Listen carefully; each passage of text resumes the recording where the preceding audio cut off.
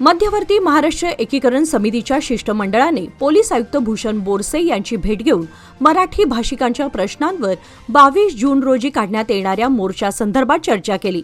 समितीचे अध्यक्ष प्रकाश मरगाळे यांच्या नेतृत्वाखाली माजी महापौर मालोजीराव अष्टेकर, ॲडव्होकेट अमर येळूरकर आणि विकास कलघटगी यांनी मोर्चा व जनजागृती फेरीसाठी परवानगी देण्याची मागणी करणारे निवेदन सादर केले। निवेदनात कर्नाटक भाषा सर्वांगीण विकास अधिनियम 2022 लागू झाल्यानंतर शासकीय कार्यालय, स्थानिक स्वराज्य संस्थांचे फलक आणि अधिकृत कागदपत्रांमधील मराठी भाषेचा वापर कमी झाल्याचा आरोप करण्यात आलाय। तसेच खासगी व्यावसायिकांच्या मराठी फलकांवर निर्बंध आल्याने मराठी भाषिक समाजात अस्वस्थता निर्माण झाल्याचे नमूद करण्यात आले आहे।